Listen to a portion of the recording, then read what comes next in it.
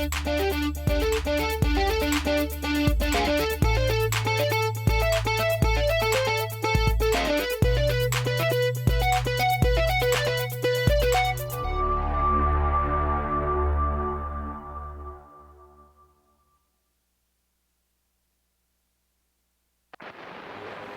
of Earth, we come in peace. Welcome to this neighborhood, neighbor. I am the Martian. Des Moines and all of central Iowa, welcome to Mac's World Live. Mac's World is your world. Every day we talk about the issues and topics that matter most to you. And as always, it's your voice we want to hear in Mac's World.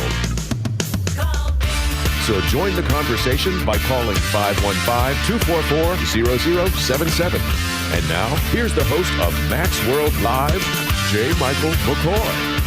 6 hour of 3 o'clock on the 18th day of February in the Lord's year 2016. I'm J. Michael McCoy. Welcome to the Thursday edition of Mac's World Live. Full cast of characters here. Way too much caffeine and donuts, I think. Chris, how are you? Just fine. I'm doing just fine. He doesn't like my coffee anymore, Bob. He says I make it too strong. Oh, I didn't even know you made coffee. Woo. I do. It's great. It's great.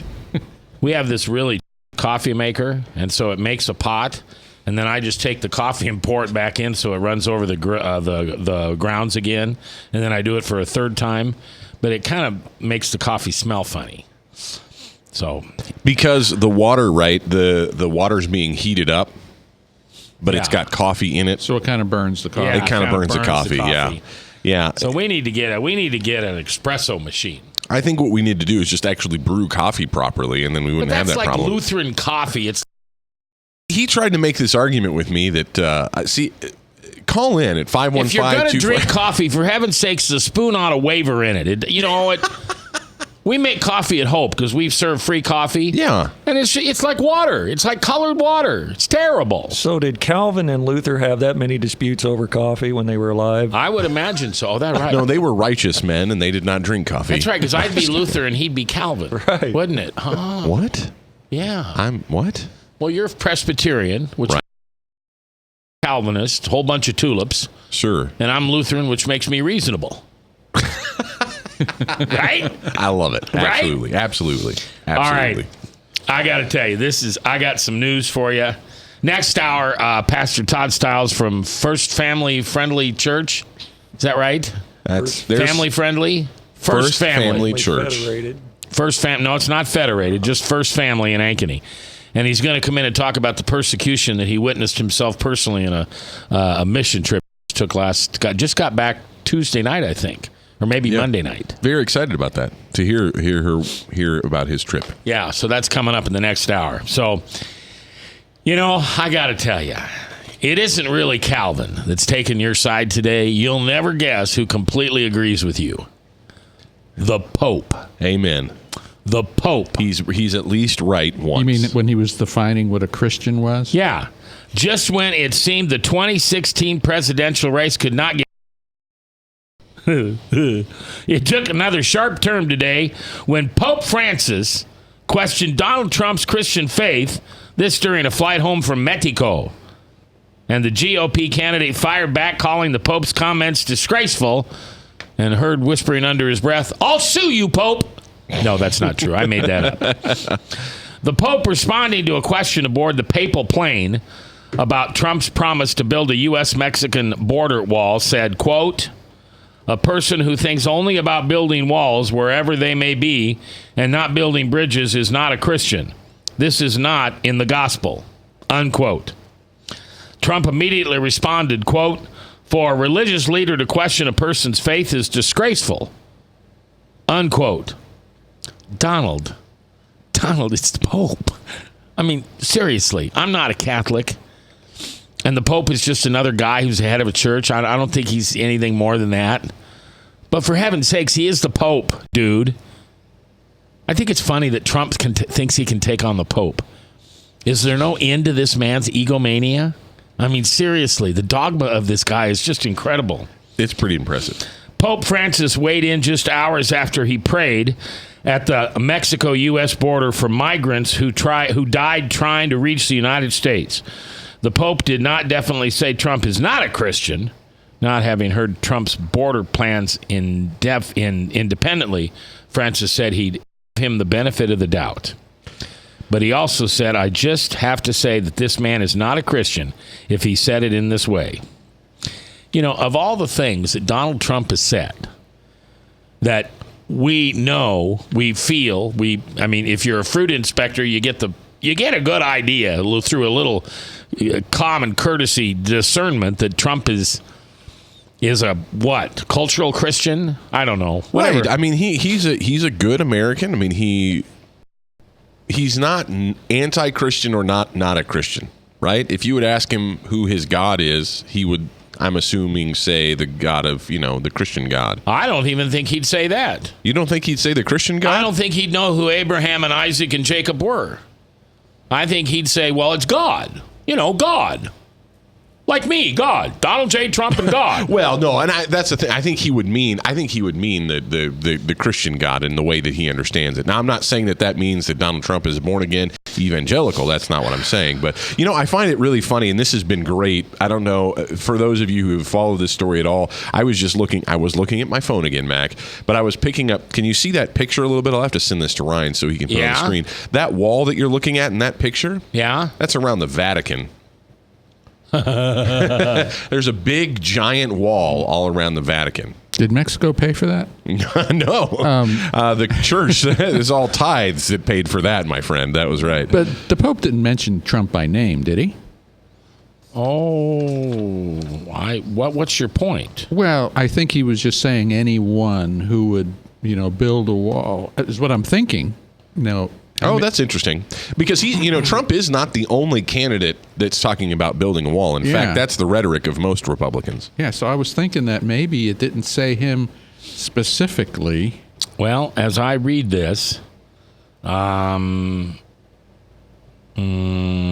may be, you may be right. Do other people say they're going to build a wall? Sure. Okay, I guess I haven't heard that. In fact, I watched. This was maybe I don't know how long ago this was, but this was before W was president, I believe. No. This was George Sr. in a debate. Talking about building a wall. Rubio was talking about it last night too. Yeah, Republicans have talked about building a wall on our southern border for a very, very, very long time, and I've said before, I think on the show anyway, I think it's just a bunch of silly. Nobody's going to build a wall. It's a bad idea. Because Rubio was being criticized for sponsoring a bill that he didn't end up supporting. And he said, well, I heard loud and clear from the American people that they don't want any immigration reform until there's a fence built and we stop the flow of immigration so we know who's here.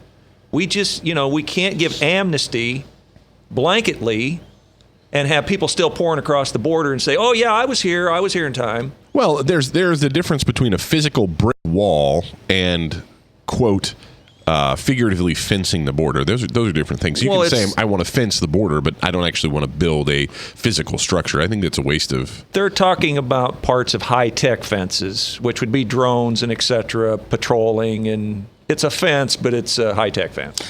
Trump said in... let me back up. The comments dramatically escalated what had been said otherwise cordial between the two in the recent days over the immigration policy. Trump said in response he is a quote-unquote proud Christian. Ooh, that's kind of an oxymoron, isn't it? Oh, no. I'd say I'm a and proud accused Christian. the Mexican government of using the pontiff for its own purpose. There you go, Donald. Let's say the Pope is buyable. He's for sale. You can buy the Pope. The Pope only heard one side of the story. He didn't see the crime, the drug trafficking, and the negative economic impact the current policies have on the United States. This is Trump talking. He doesn't see how Mexican leadership is outsmarting President Obama and our leadership in every aspect of the negotiations. They're using the Pope as a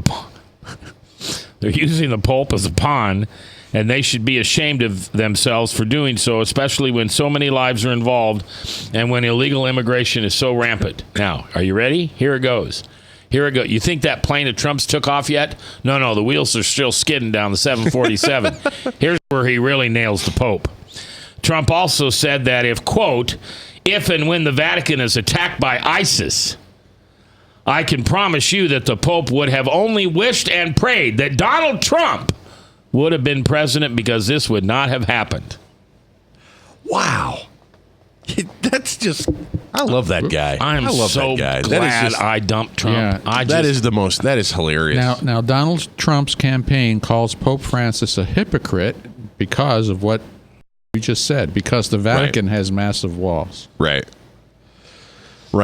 Yeah, that's the thing going around on the social media and all that the Vatican has giant walls around it. But I think the Pope made an interesting comment though, that it's Christian to build bridges rather than to build walls. And I think that's an interesting point in and of itself. I mean, that's a issue I think we've addressed here on this program several times. And as Christians, we've got to figure out how we relate to our neighbors. Both the people who live on our street and the people who live in the next country over. I don't think the United States has a very good relationship with Mexico. Of all the places that we are concerned about in the world today, why on earth are we concerned about Mexico? Well, there's no reason to have a relationship. I mean, think about that. They don't offer us anything. Well, they're our neighbors. They take our manufacturing. They send their worst over here. They I don't agree with those sentiments. You can't drink the water. I don't agree with those sentiments. You can drink the water. Oh, yeah? You think you can drink Mexican water? When was the last time you went to Mexico? It was 18. No, I don't know. CJ and I went down there in like 1990. Okay. But, Tom Coates is down there right now. Tom Cruise might be down there right now. You never know with that guy. Yeah, but they're in the fancy, Yeah, they're in where the water's clean. See, you can they've drink got the one water of those in Mexico. prepper jets. What are those called? Yeah. Pre-pepper?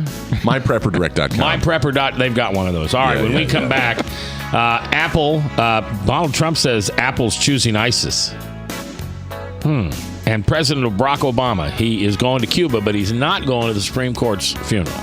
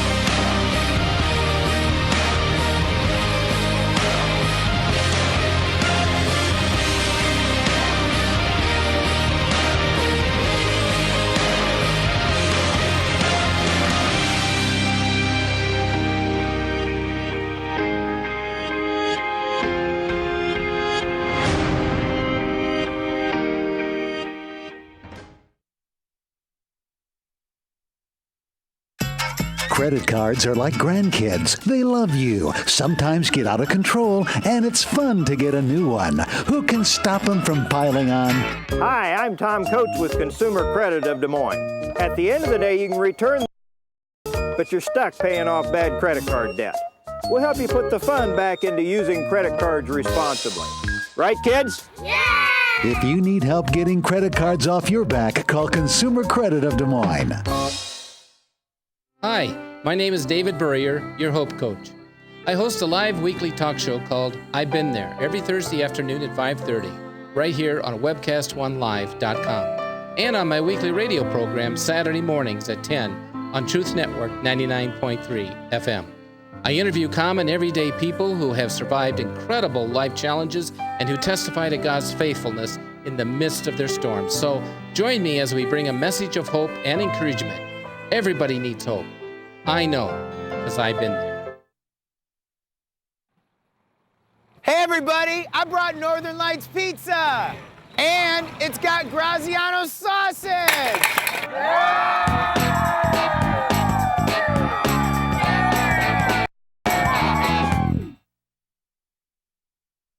Rock and Prevention is celebrating 25 years of creating a caring community. We want to say thank you to the tens of thousands of Rock High School mentors that have carried our message of health, love, and encouragement to over 1.5 million children, teachers, and parents. Our mentors teach children methods and skills to prevent bullying and drug use. Thank you to all the school administrators, teachers, and counselors for their opportunity to serve you. Rock on, fair citizens, rock on. This is Pat McManus for Rock and Prevention, Richard O. Jacobs, and this station. From the RE/MAX Real Estate Concept Studios, this is Webcast 1 Live.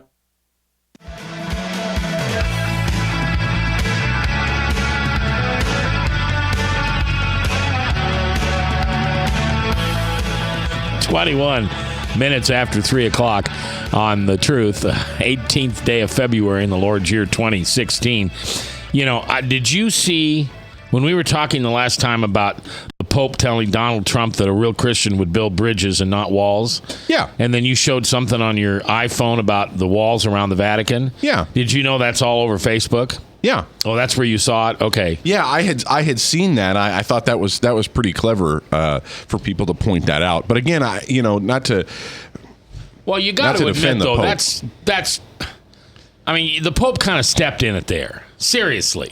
It only appears to be hypocritical, and here's what I mean, because I think that the Pope was speaking probably in a lot more metaphoric sense than he was necessarily speaking in a very literal sense.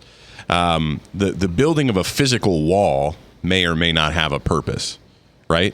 But what I think he's speaking to more is that Donald Trump is a guy who's not looking to build a bridge or build a positive relationship with our southern neighbors, but instead he's just going to say, we don't want you, and we're going to build a wall to keep you out. And that attitude is a very unchristian attitude. He's not saying, that's the credit I'm giving to Pope. I think that the Pope is speaking more about the heart issue of how we view our neighbors, in which case he's very much right. Can I ask you guys a deep philosophical question? Uh-oh.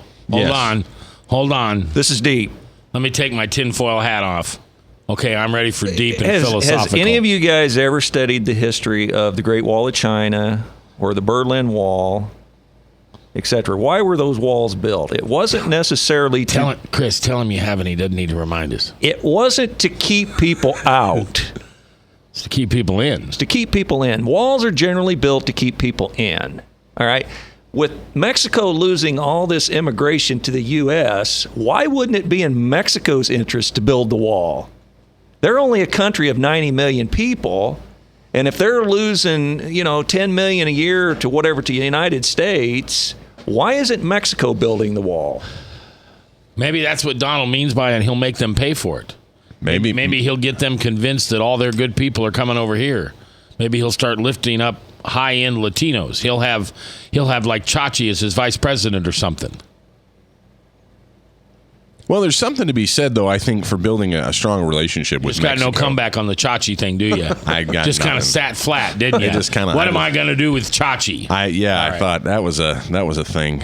I probably shouldn't say anything about that. Well, but I know we're on the radio and everything, and I don't know much difference between off the radio and on the radio, which I've always been told is an advantage of mine. But don't you just kind of want to see Donald Trump as president?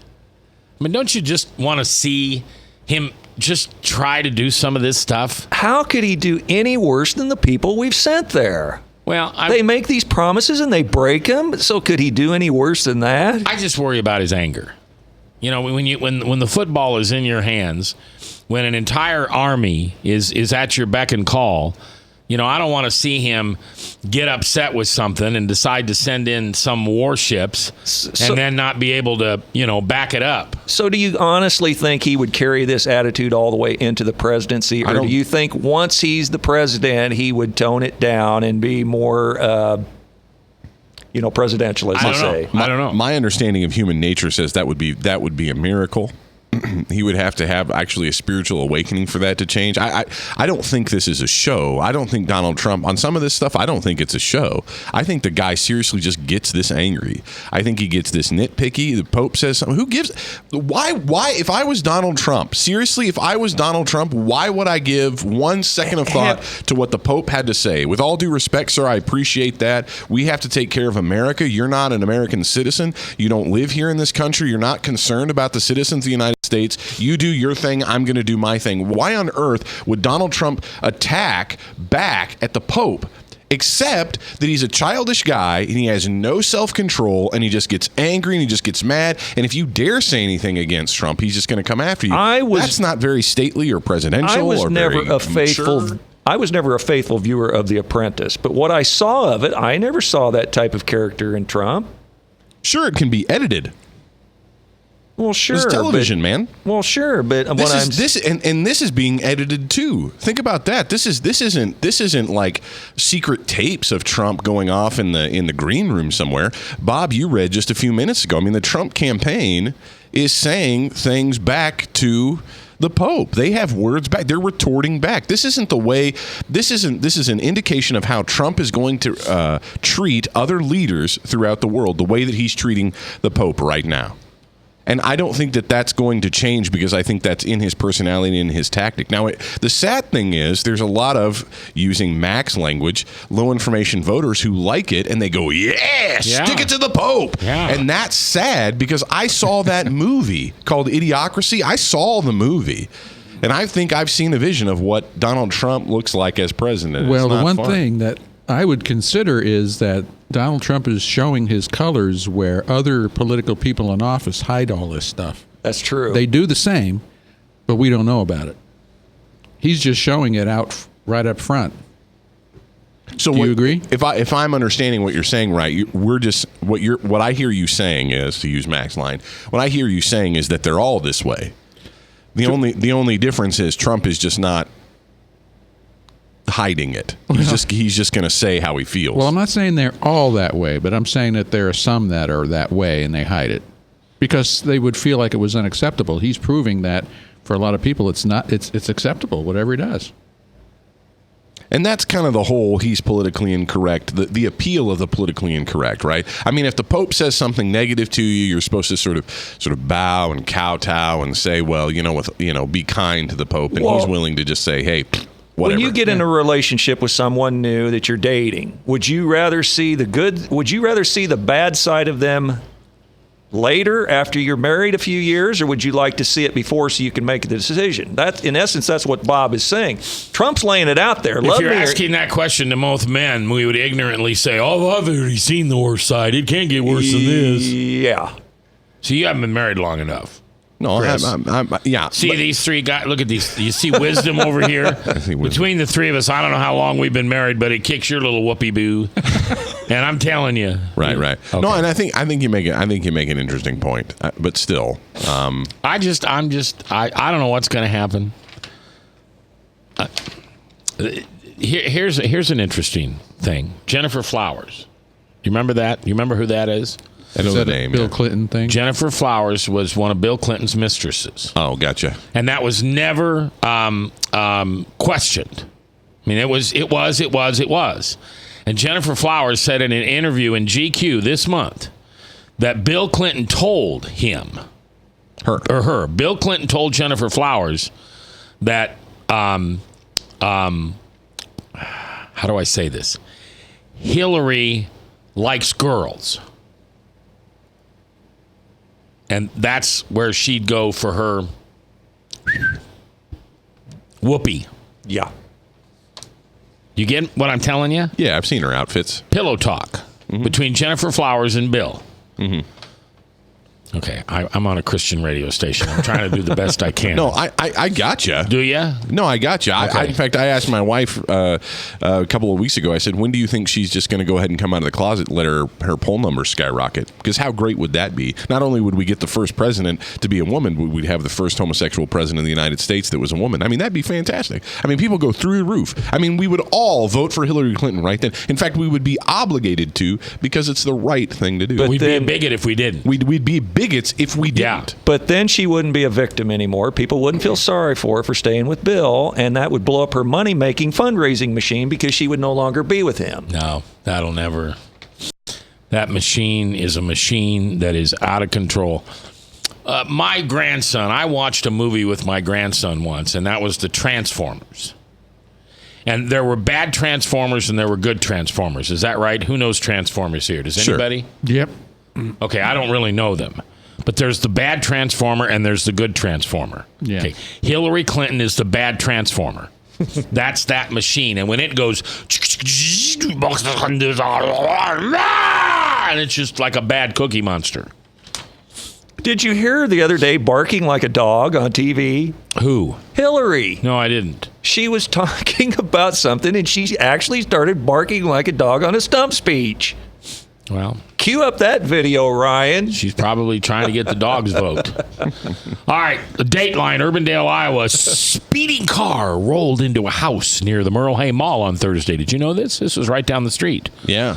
Sergeant Gary Lang of the Urbandale Police Department said a car was speeding eastbound along Prairie Avenue when the driver blew through a stop sign at 66th Street. It collided with a car traveling southbound on 66. The alleged speeder's car, I hate it when they make us say alleged. The alleged speeder's car rolled into a brick house nearby. The condition of the driver, who was transported to a local hospital, is unknown at this time. No one else was injured. And then the police say it's very possible that the speeder will face charges once released from the hospital. No. Okay. Donald Trump says that Apple is controlled by ISIS. Yep. Steve Jobs was, he was Steve Jobs. Islamic extremist. Yep. Mm-hmm. That's not true. Apple's fight with the FBI over breaking into a terrorist iPhone could have ripple effects that challenge the security of personal devices. That's according to Apple.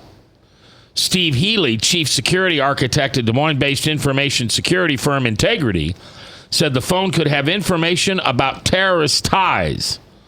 But he warned that, quote, if you force a company like Apple to circumvent their security measures, you could potentially be introducing more security risks down the road. Can I call bull moo-moo on this? First of all, don't tell me that Apple hasn't already figured out how to break into their own phones. Before they ever released the iPhone, they knew its weaknesses. They knew how to crack into it. Nobody who writes code, writes software, puts out a software that they already haven't broken, right? You know that, or don't you know that? Any good software designer always leaves a backdoor in his own product. Yeah, my son, Zachary, who's a brilliant computer guy for several years, he worked for a UK company, and it was his job to break their software. Every time they wrote, what do you call that, Bob, when it's just for you, nobody else? Proprietary. A company, you knew that, didn't you? I'm proud of you, boy. So a company would come in and they'd hire them to write millions of dollars worth of software, and my son's job was to break into it. You don't. On Tuesday, a U.S. magistrate judge ordered Apple to create custom software to help the FBI break into the phone owned by one of the shooters in the San Bernardino attack. Apple CEO Tim Cook issued a statement Tuesday night, though saying his company would not comply with the order.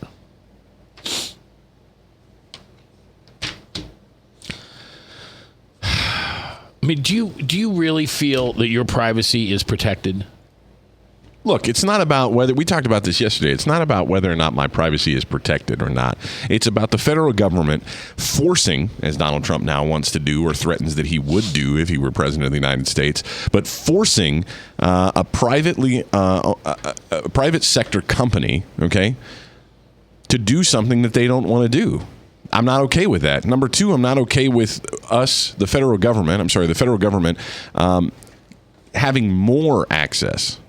If they've already got tons, that's fine. Why can't they just be happy with what they got? Why don't they have to have more access into my private? Why do they have to have more access into my private? To stop terrorists? That's a bunch of junk. If they can't stop terrorists because they can't get into an iPhone, we got bigger problems, dude.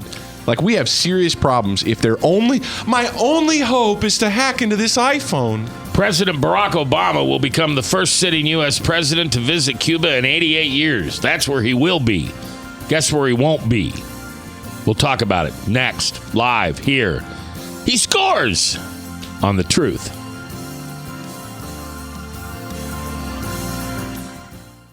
Northern Lights Pizza's amazing garlic butter makes amazing breadsticks. Now available in 12-ounce bottles at Northern Lights, Hy-Vee, and Graziano's. Northern Lights Pizza.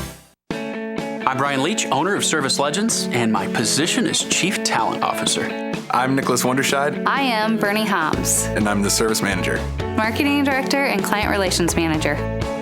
Everything that we do is about ensuring that we exceed your expectations. Our clients are important to us. 100% satisfaction. We're not just focused on heating and cooling. That's the easiest part of our job, actually, is fixing furnaces and air conditioners. Everyone that we come in touch with, we want to improve lives. Bottom line is, we've got our installation guarantees, 25% energy savings guarantee, comfort guarantee, temperature selection guarantee, property protection guarantee. 100% satisfaction guaranteed. Fixed rate or it's free. All of those guarantees are backed up with a 100% money back guarantee to hold ourselves accountable to making sure that you get what you're after. Just fixing the problem today. If they have another problem 5 days down the road, it's still fixed rate or it's free. We use what's called straightforward pricing. Our technicians are going to give you an exact to-the-penny price on what it's going to take before they move forward with any repair.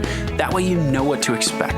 It's the same price every day. No surprises. If you get off work at 5 o'clock in the afternoon, you come home, you realize that, oh, my furnace is broken. Now you need to call somebody out that night. You shouldn't have to pay more for that. We're guaranteeing service 24/7. We run afternoons, evenings, nights, weekends. We're staffed to work that. Phone rings at 3 in the morning. You'll get one of our representatives answering the phone every time. We're not sending you out to Timbuktu in some call center. It's our Service Legend team members, our mission control team. I'll take a call anytime. And then they answer the phones the same way during the day as they do at night. It's a great day at your service company. How can we make you smile? That's the only way to provide true 24-hour service. When you're able to let somebody actually live in their home safely when they weren't able to do that before, where they don't have to stay up at night and worry about, is the heat going to come back on? Are we going to freeze the pipes? Is the baby in the room next door going to be sick because they got too cold? When you're able to help somebody overcome challenges like that, that's impacting a life. That makes a difference. I get goosebumps thinking about it. I love the team. I love the people that I work with. We have fun, but we work hard. I call them my ambassadors of legendary service. If you could just envision what that is, that's who we're sending to your home. They literally will call in, pick up the phone and call and say, hey, I want to talk to your manager. And I get on the phone, they're like, that technician that was at my house was the greatest technician ever. That's cool to me. We want to brighten people's days. Every person that we have going into the house has gone through an extensive background check. Drug testing, we have a very thorough interview process that 1 out of 140 people make it through. If we promise you something, that's what you're going to get, no matter what. We're here when you need us to protect the safety and comfort of your family. If you're not happy, we're going to make it right. If we're willing to put 100% money back guarantee on what we do, what type of work do you think we do? Give us a call. We're there for you 24/7, 365 days a year. Enough said.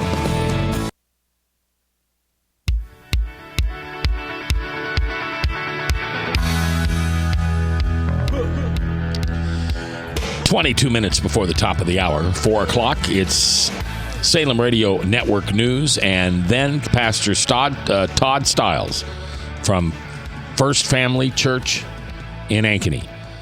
He just got back from a mission, and one of the words he texted to me was persecution. And so I can't wait to hear what he's got to say. All right, we are covering some of the news stories that are going around, and I don't know why I can't get off this Scalia thing. It's starting to bother me that I can't get off of it. And every day there's somebody new that comes up, because I understand in media how they take the same story and regurgitate it and just make it look like it's an update. And then they take the same story, and that's not what's happening here. There are more and more people coming out, official people coming out and questioning why Scalia did not have an autopsy. Now, I was wrong. His body was not cremated yet. It was sent to Washington. At some point, it'll be too late. Anyway, President Barack Obama will not be going to Scalia's funeral. He will not be. He, however, will be the first sitting president in 88 years to visit Havana, Cuba. White House Press Secretary Josh Earnest announced today.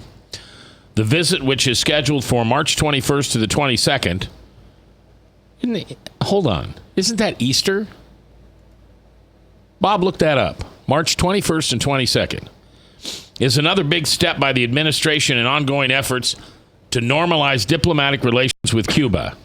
The president announced the news via Twitter. Oh, Sunday, March 27th is Easter. Okay. No, it's a week before Easter. And then Mr. Twitter, Obama says, quote, 14 months ago, I announced that we would begin normalizing relations with Cuba, and we've already made significant progress. Our flag flies over our embassy in Havana once again. More Americans are traveling to Cuba more than any other time in the last 50 years. We still have differences with the Cuban government that I will raise directly with the leaders. America will always stand for human rights around the world. No, you don't. No, you don't, you liar. Tell that to the million babies you're going to kill this year, you Nazi. Next month, Obama continued, I'll travel to Cuba to advance our progress and efforts that can improve the lives of the Cuban people. Why do you think he did that? Why do you think he decided it was so important to normalize relations with Cuba? I'll tell you why I think. I'm going to be honest, I don't know. I think it was a poke in the eye to Russia. Because it's always been assumed that if Russia wanted a place to launch people or missiles, they could do it from Cuba. The Cuban Missile Crisis was all about Russian warheads. Right. I think this is about the little fight that he's got with, what's that little Russian guy's name? Putin. Sounds like something my grandchildren did when they were still in diapers. Putin. But I think that's why he did it. I don't think there's any advantage for America. What do we care? It's a horrible place to visit. Now, you watch guys like Donald Trump. These big mega billionaires are going to go in there and start building hotels and casinos and the whole nine yards. And because that's what Cuba was before the Cold War. Cuba was this wonderful place that Americans went to relax. It was like our Hawaii. Sure, yeah. Okay, what does this have to do with Scalia's funeral? He's going there instead of going to the funeral. No. It's not instead. He's going to Cuba on March 21st. Scalia's funeral is this weekend. I don't think we know where he's going on that day. Who? His press secretary didn't know. Well, of course he didn't know. Okay. That's because he's not going to Scalia's funeral. Here's a really dense question. From you? But if Ruth... You don't know the answer to this? No. If Ruth Bader Ginsburg was to keel over, do you think he would miss her funeral? No. So this is a clear snub. This is political. This is a clear poke in the eye that he hates Scalia. Yeah, and that he doesn't like conservatives. I mean, you want to talk about Trump being presidential or lack of presidential? Here's a guy that can't even attend a state funeral for a deceased sitting Supreme Court justice. I would agree with you. It's just kind of in poor taste. Yeah. I mean, I get maybe they weren't the best of buddies. Maybe they didn't go out and play pinochle together on the weekends or something. But, this guy's kind of a big deal. He's a Supreme Court justice. Hold on. Did you just say pinochle? Yeah. Do people still play pinochle? Sure, why not? Oh, okay. Go ahead. Actually, I've never played pinochle. I'd love to learn someday. All right, go ahead, though. Quit wasting my time. No, it is Frank. I think you're absolutely right. Yeah. I just think it would be the decent thing to go to the guy's funeral. I mean, it's very especially considering all the attention that he's gotten recently. His death. I'm saying that Scalia's death has gotten so much attention, and then you've got the tinfoil hat theory that he was murdered and all this kind of stuff. I don't get not going. Well, get not going. What was the funeral he attended where there was the guy that was doing sign language for the deaf? But about a year ago, and the guy was doing sign language. Was it Nelson Mandela's funeral? I don't know. That could be. I don't know. I'm sorry. And the guy was a total lunatic, and he wasn't even saying what the president was saying. And they was wondering how the Secret Service allowed this lunatic to get that close to the president, and this guy wasn't vetted because he was not saying at all what the president was saying. He was talking in sign language something else about Nelson Mandela. So here's Obama can make it to Nelson Mandela's funeral, but he can't make it to Scalia's. It does seem odd, and I'm surprised that something hasn't been said. Well, as an Obama fan, I wish you'd just answer up to that and let us know how you feel. I'll call him. You're the only Obama fan in the room. Yeah, well, I love the guy. Pray for him every night. No, I don't. I should. I should. But, you know... Do you pray for me every night? Okay, when you start praying hey, for does me, anybody you know start praying does for anybody him. know the big word imprecatory? Yeah, okay. I pray in What does that word mean? I pray I don't imprecatory know, prayers. but I know Chris prays for me. I pray imprecatory prayers for you, sir. What's imprecatory? No, those are the psalms that are all about hurting people. You pray to hurt me? No, I'm kidding. I'm joking. No, but that's disappointing. You eat my donuts and drink my coffee, and then you insult me. I feel like Donald Trump. I'm going to build a wall around you. To keep me in. To keep you in. That's right. That's right. Well, I don't know. You know, I kind of want... See, here's my problem. When the Dems, the libs, the progressives, the low information voters, when they pick on George Bush all the time, right. I knew it was all lies. It was just politics. But when I say things about Barack Obama not being presidential or doing the right things, I'm not playing politics. I seriously feel that way. So do you think the progressives really feel... I mean, am I just like they are? Or am I just, since my guy's not in office, I complain about everything he did? How many vacations has he taken? You know, where did he go? How many millions of miles? There's another round of golf. Oh, he had a beer summit. I think to some degree we do that, but you know, we're not the only ones that have picked on Obama. I said the first thing I said when Obama got elected 8 years ago was, well, what we know we'll never see is SNL and ever make fun of President Obama. They won't ever touch it. When SNL made fun of President Obama, I was just happy. Because, you know, that just shows that, you know what, he's not perfect. Not everybody likes him all the time, and that's okay. No president is loved by everyone. I love George W. all the time. I mean, I didn't find a lot that man did wrong. I'm sorry. I was on the radio the whole time he was in office. I just didn't find, you know, mission accomplished. I got it. I understood. Our enemies will hear you all the way to where they are. I got it. I don't know. Am I just, I guess I'm naive. I guess I'm in denial, and that's not just a river in Egypt. What about Reagan when he was president? I wasn't that involved, to be honest with you. I was playing country music, and I just wasn't that involved. You know, he's put up as one of the true, conservative Republican presidents. Yeah, who started out as a Democrat governor of California. Yeah. All right, when we come back, do you think if somebody hangs themselves in a jail that the county, the taxpayers, are responsible for paying damages? Well, there's a family in Jones County, Iowa, that thinks so. And then for the third year, lawmakers are considering a medical cannabis bill. Well, guess what? It passed. Medical marijuana is on the ground in Iowa. Yep.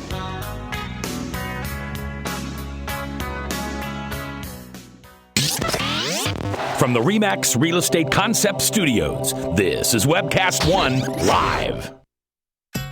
Credit cards are like grandkids. They love you, sometimes get out of control, and it's fun to get a new one. Who can stop them from piling on? Hi, I'm Tom Coates with Consumer Credit of Des Moines. At the end of the day, you can return the grandkids, but you're stuck paying off bad credit card debt. We'll help you put the fun back into using credit cards responsibly. Right, kids? Yeah! If you need help getting credit cards off your back, call Consumer Credit of Des Moines.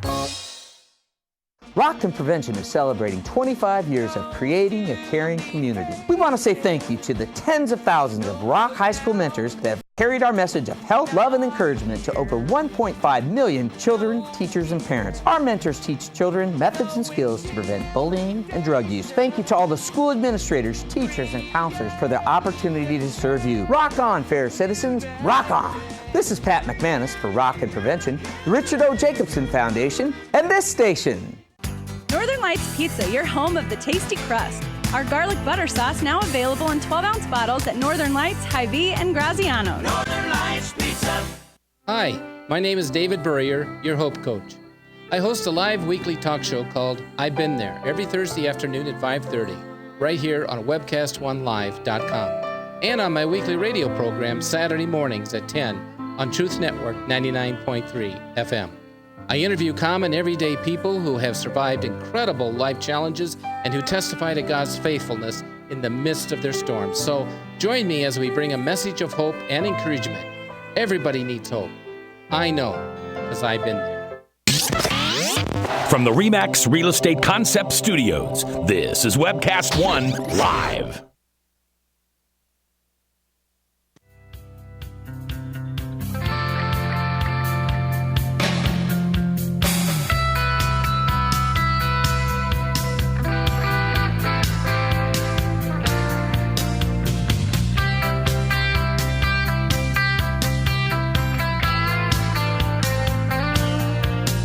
.350, 10 minutes before the top of the hour, Salem Radio Network News, and then next hour, if I got it scheduled right, Pastor Todd Stiles from First Family Church in Ankeny just got back from a mission trip, and one of the words he texted me was persecution. It's one of the things he saw over there. So I'm interested to hear what Todd saw and what his experience is. We love Todd and we trust him very much, and glad he's coming on the radio to share it with us. We'll probably get it before his congregation. I mean, that's how big a deal you are, Chris, that he comes on to share with your audience before he shares with his own congregation. Or maybe he's got his congregation listening to the Chris Roloff Show. I was going to say, that's how wonderful our audience is. Huh? That's how wonderful our audience is. It's not about you and me, man. Oh, okay. So here you go. Here I go. This is when I'm probably you're going to have to beg for my forgiveness. And no, not beg for you're going to have to tell the audience to forgive me because I'm going to be nasty. Well, what can I do to distract you? We've only got 10 more minutes. Hey, I really like your new water cup. The family of a woman who hung herself inside the Jones County Jail last March filed a federal lawsuit yesterday claiming staff failed to recognize signs that she was suicidal. Tana Lycan, 41, of Mountain Home, Arkansas, died alone in her cell on March 21st of asphyxiation after using an article of clothing to hang herself. Sheriff's staff found her unconscious at about 10:30 in the morning, and medics from the Anamosa Ambulance Service wasn't able to resuscitate her. A few weeks after her death, Jones County Sheriff Greg Graver said in an email that Lycan was, quote unquote, extremely combative and uncooperative at all times of her arrest. So much so that his employees couldn't complete the booking process. In the courthouse elevator ride to the third floor jail, Lincoln tried to headbutt a jailer and kick another officer on the floor. Graver said he hoped Lincoln's toxicology reports would reveal more about her behavior that night. They, the officers included, did not know what things to believe that were coming out of her mouth. Now they want the Department of Criminal Investigation to conduct an independent inquiry, turn over all video and other evidence. They want them to pay for her funeral and all of her expenses and also suffering. They want her to pay for compensation to her estate, including burial expenses, pre-death pain. Good thing it's not after-death pain, because that could be expensive. Suffering and emotional trauma.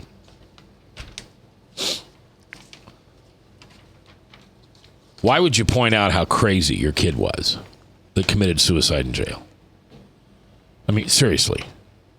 From everything that the jailers are saying, this woman was not well. So not well that she took her own life. How much more not well can you be than to take your own life? This is the ultimate low information voter. Now wanting the taxpayers demanding a jury trial and compensation, saying that they should have protected her from harming herself, including removing clothing that she could use to hang herself, notifying medical personnel of her condition, and frequently monitoring and reassessing her condition as she sobered up. So they admitted she was drunk and she hung herself. And they want to blame somebody else. I don't know. I just think the world's gone crazy. Now, you're going to tell me that's not the devil right there? The devil is in the middle of this whole thing. She gets arrested. She tries to beat up the cops. She's intoxicated. And then she kills herself. And it's somebody else's fault. Am I being insensitive to the dead? I don't think you're being insensitive. It's a heartbreaking. I think it's a heartbreaking story. Was she was not incarcerated for very long? Is that this all happened night to morning? They found her at 10:30 in the morning. They brought her in the day before. They arrested her on an evening like tonight. Gotcha, they arrest me this evening. Tomorrow morning at 10:30, they'd find me dead. And meanwhile, I was impossible to deal with. I was kicking, I was yelling, I was screaming, I was headbutting. I took off my clothes and hung myself. And they want to blame somebody other than me. Where does responsibility for our own actions begin and end?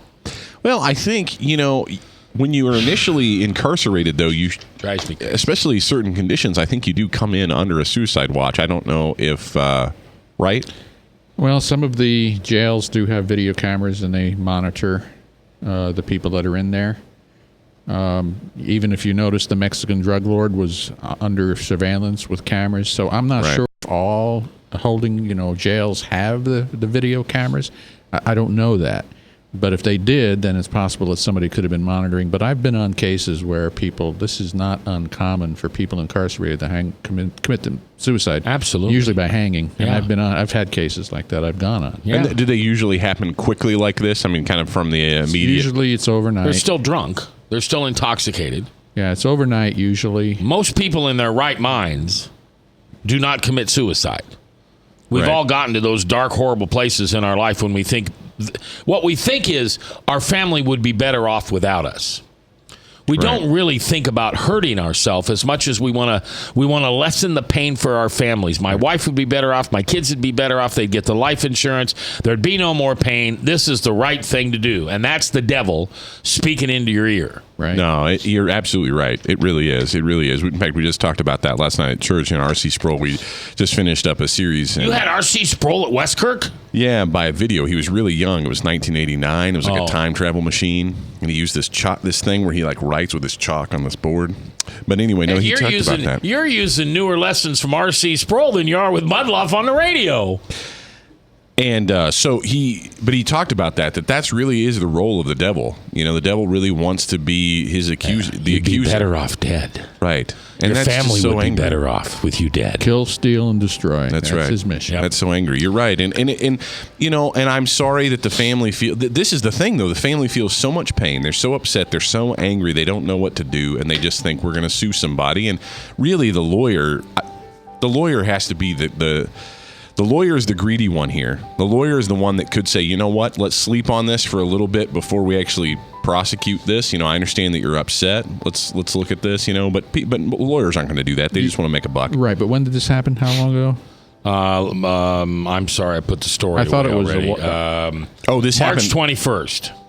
So this is about a year ago. Yeah, so it wasn't immediate. Oh, okay. Well, yeah, people can get angry though. All right, real quickly, the medical marijuana bill has passed the funnel. It will be in law, or it will be up to the legislature to decide whether it was law.